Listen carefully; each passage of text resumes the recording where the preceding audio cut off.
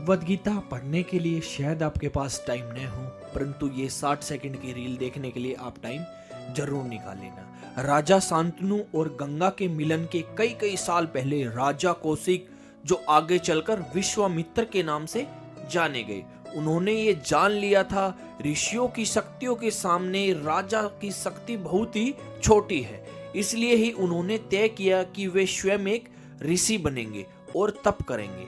उनके तप की अग्नि इतनी बढ़ चुकी थी कि इंद्र भी घबरा गए थे कि अगर विश्वामित्र इस यज्ञ में सफल हो जाते हैं तो मेरी शक्तियां भी न के बराबर ही काम करेगी।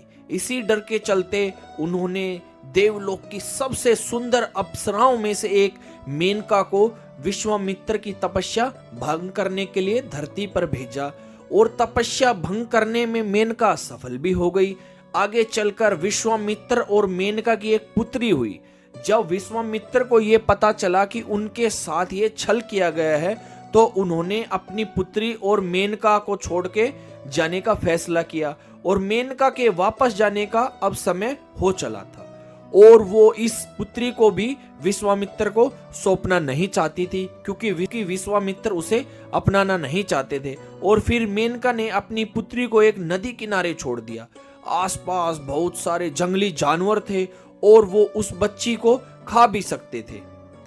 आसपास सुकुन नाम के पक्षी बैठे थे जिन्होंने इस बच्ची की रक्षा करना शुरू कर दिया। तब ऋषि कलवा ने यह घटना होते हुए देखी तो उन्होंने इस बच्ची को उठाया और अपनी शरण में ले लिया। आगे चलकर ये बच्ची एक सुंदर स्त्री के रूप में बड़ी हुई। राजा दुष्यंत युद्ध करके वापस लौट रहे थे और उनके सिपाही बहुत थक चुके थे और भूखे थे। उन्होंने तय किया कि वो अब जंगल में शिकार करेंगे। उन्होंने बहुत सारे नर हिरणों का शिकार किया।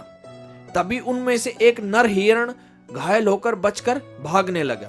राजा दुष्यंत ने उसका पीछा किया। आगे जाके उन्होंने देखा कि एक स्त्री हिरण को सहला रही है। ये हिरण शकुंतला का पालतू हिरण था। अगला भाग देखने के लिए फॉलो करना ना भूलें।